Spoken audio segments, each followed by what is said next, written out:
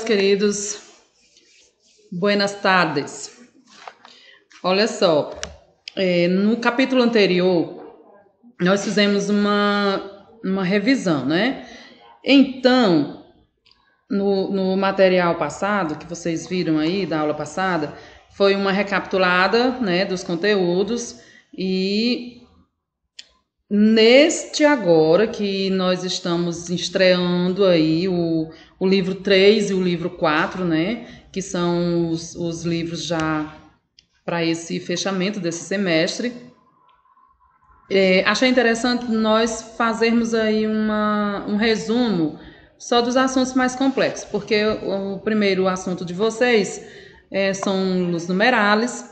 É assunto bom, não é assunto complicado. Vocês dando uma olhadinha com atenção, vocês vão entender, com certeza, que são inteligentes. No assunto 2, que são gêneros dos substantivos, é similar ao português, também não tem erro. Então, vamos para o seguinte, que são las conjunciones. Esse assunto ele é mais complexo, mas os anteriores, sintam-se à vontade para tirar qualquer dúvida, tá? Fiquem à vontade para mandar um WhatsApp no privado, fiquem à vontade para expor qualquer dúvida que vocês tenham, tá? Se porventura não responder no mesmo instante, é porque também tem outros compromissos, mas deixar de responder eu não deixo, tá ok? Então vamos lá. Las conjunciones são palavras invariáveis que servem para conectar orações ou dois termos da mesma função sintática, estabelecendo entre eles uma relação de dependência ou coordenação simples. Ou seja, a conjunção ela faz a união de duas ou mais orações. As conjunciones elas podem ser coordinantes e subordinantes. Las conjunciones subordinantes vinculam elementos de igual valor que podem ser palavras ou orações completas ou não, segundo a interpretação que se haga los elementos coordenados, ou seja, de acordo com os elementos da frase. Vocês vão estar reconhecendo aí se elas, né, vão ser coordinantes ou subordinantes. Vamos à frente. Então, as conjunções subordinadas, que são as subordinantes também, sempre unem uma oração subordinada, uma na outra oração, estabelecendo a relação de dependência sintática.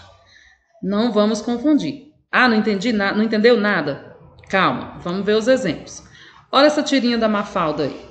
A tirinha da Mafalda, ela está mostrando aí dois exemplos. Um da subordinante e dois da coordenada. Observa aí, leiam direitinho. Não vou ler porque fica melhor para vocês estarem lendo aí e entendendo. Leiam aí o contexto. Nós temos aí o porquê e nós temos o pero. São conjunções que apresentam o sentido da Mafalda. Que sentido seria esse? No contexto, propriamente dito, o que está mostrando aí, pessoal? Mafalda, ela pega um calendário e ela faz a comparação aí com o atual calendário. Digamos que nós estamos aí no 31 de dezembro e já chegando no dia 1º. Ela retira o 31 de dezembro e olha o dia 1º de janeiro, né, que é o feriado universal. É feriado nacional, né? Então, olha a conjunção que ela utilizou. Leram? Certo. Então, vamos lá. As conjunções coordinantes. Outro exemplo aí das subcoordinantes e das subordinantes. El problema complicado, mas seguramente tiene una solución. O problema parece complicado, mas certamente tem uma solução. Então, esse mas ela é uma conjunção coordinante, porque ela ligou uma frase à outra. Ela tem dependência, sim ou não? Vamos ver na subordinante como é. Hizo lo que quiso, aun quando todos los advirtieron que no era muy buena ideia. Fez o que fez, ainda quando todos advertiram que não era uma boa ideia. Observa que as frases, uma ela foi direta. A outra precisou de uma ligação para fazer sentido. Então, essa ligação para fazer sentido, ela é subordinante. O nome já diz subordinada. Uma precisa da outra. As classificações das conjunções, nós temos as coordinantes, que são as adversativas, são as mais utilizadas, né? Copulativas também, distributiva e desuntiva, que também é bem usada, e explicativas. São solamente 1, 2, 3, 4, 5, são só 5. As subordinantes, elas são mais. Elas têm aí, nós temos aí as condicionais, causais, consecutivas, concessivas, finais, comparativas e daí por diante. Um gráfico interessante para vocês entenderem melhor, as conjunções, elas podem estar divididas pela estrutura e pela significação. Pela estrutura, ela pode aparecer simples, compostas, que é compostas, e funcionais. Pela estrutura de significação, é o que nós estamos aprendendo agora, que são as conjunções coordinantes e subordinantes. As coordinantes mais utilizadas são essas aí que aparecem no slide para vocês. Copulativas, desuntivas e adversativas. Geralmente, essas coordinantes são as que mais aparecem em questões, em conteúdos, em frases, questões de Enem, simulados e etc. As conjunções subordinantes são em quantidade maior, elas também aparecem não tanto quanto as coordinantes, mas são mais fáceis de serem reconhecidas porque tem a questão da dependência. Então, mentaliza no slide anterior, deem uma olhadinha aí quem são elas, as concessivas, as consecutivas, as comparativas, para que vocês possam guardar na cabecinha de vocês e aprenderem, né? Então, agora nós vamos falar de divergências léxicas. O que é isso, gente? Divergências léxicas digamos assim, um falso cognato que nós vamos estar vendo agora, só que de maneira mais específica. As divergências léxicas no espanhol são palavras que possuem a mesma palavra escrita tanto no português quanto no espanhol, mas o seu significado totalmente diferente. São palavras que possuem uma tonalidade diferente, uma grafia diferente, ela tem uma divergência de alguma coisa, né? Vamos dar uma olhadinha aqui como é que elas apresentam. As divergências, elas aparecem heterotônicas, heterogenéricas, heterográficas e heterossemânticas. Nós vamos agora ver, né, vou apresentar para vocês um exemplo de cada uma delas, bem rapidinho. Las heterotônicas apresentam uma distinção na tonicidade entre espanhol e português. Ou seja, heterotônica, gente, está falando no tom, está mostrando a tonicidade, o tom da voz, a maneira de como se pronuncia. Vejam como é que se apresenta a certas palavras no espanhol. No material de vocês está ótimo, eu dei uma olhada bastante com atenção lá, está muito bem, tem muita coisa, vão enriquecer bastante o conteúdo de vocês. Acrobácia é uma palavra que no português, né, diverge um pouco do português, porque em português é acrobacia, né, e não se fala no espanhol acrobacia, e sim acrobácia. Observe que a sílaba tônica está aí em negrito para que vocês vejam a diferença. Alergia no português, no espanhol é alergia. Eu estou com alergia a alguma coisa. Eu estou com alergia a alguma coisa. Gente, estou mesmo, mas vamos lá. Aristocracia. No português, aristocracia.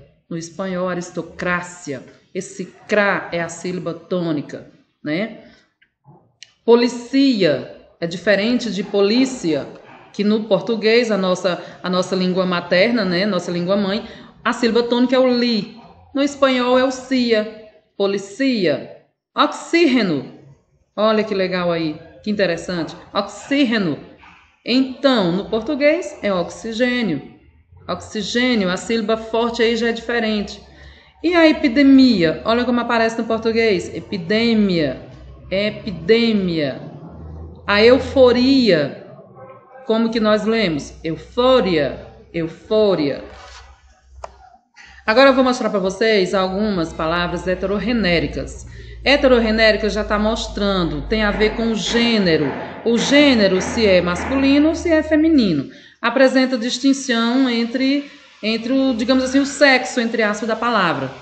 Como, por exemplo, el puente, né, que no português dizemos, nós falamos a ponte.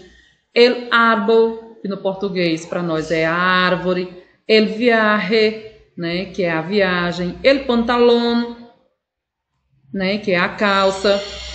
La leche, la nariz, la miel, la sal, la sangre. São palavras que, no nosso português, elas apresentam no gênero masculino. E no espanhol, no nosso espanhol, ela é feminina, né? Porque tem o lá, o artigo lá, então é feminina. Vamos para as heterográficas. As heterográficas, elas apresentam uma grafia similar entre o português e o espanhol, que, para aquele que nunca estudou, nunca viu a língua espanhola, de cara já dá para saber que é uma palavra que se parece com o português, como por exemplo a palavra muerte, né? De cara você já percebe que é morte, luego, que é logo, nueve, que é nove, evaluar, que é avaliar, tiempo, professor, que é a única coisa que muda, né? Vocês já sabem aí, professor só é escrito com um S, né? E no português a gente ortograficamente se escreve com dois S's. Quaderno, televisão. Então, essas palavras, gente, elas são heterográficas no sentido da proximidade com o português. De cara você já percebe que a mudança na ortografia, ela sofre, mas não tanto quanto as heterorrenéricas, heterotônicas, heterossemânticas. Elas são bem mais complexas, ok? Vamos lá. O heterossemântico agora. Heterossemântico apresenta uma falsa semelhança entre ele espanhol e ele português, com significados diferentes. São palavras que, no nosso cotidiano, no nosso modo de vida, na nossa cultura, ela apresenta diferente do que apresenta na cultura hispânica. Por exemplo, aborrecer é odiar. Aborrecer para eles é odiar para nós. Borracho é o bêbado, né? Se você for falar que tá bêbado aí na Venezuela, ninguém vai entender. Mas se tu disser que estás borracho, borracha, todo mundo vai entender que tu tá tomado, que tu tá bêbado, que tu tá sapecada, enfim. Cubierto. Se você tiver em algum restaurante hispânico, não vão pedir talher, não, que talher é oficina. Não vão pedir uma oficina para comer? Então, cubierto é talher. A ferramentazinha lá, pessoal, garfo, faca e tal. Despacho. Despacho, que o argentino eles dizem assim, despacho. Despacho, para nós não é uma coisa muito legal, né? Vocês sabem, mas significa gabinete. Gabinete. Pelado. Olha, me casei com homem pelado. Me casei com um homem careca. Não que ele viesse pelado, não, gente. Propina. Propina é gorjeta, né? Se o garçom te pede uma propina, não vai imaginar que ele está pedindo aí para tu fazer parte de alguma coisa ilícita, não. Ele está pedindo uma pequena gorjeta. E pressuposto que é um orçamento de alguma coisa que tu, porventura, vai fazer, vai trabalhar, vai comprar. Então, esses são alguns pequenos exemplos, pessoal, de heterossemânticos, palavras ao espanhol que são considerados o mais alto falso cognato da língua espanhola. Ok? Então, esse conteúdo que vocês viram aí são conteúdos bons de se aprenderem, né? De se revisar, que como eu já fui professora da maioria de vocês aí, fica fácil porque todo esse material já havia repassado para vocês, tanto no primeiro ano como no segundo ano. Então, só para dar uma refrescagem na memória e qualquer dúvida, procurar a sua professora aqui que vos fala, tá bom? Bom ver vocês, saudades, beijos para todos.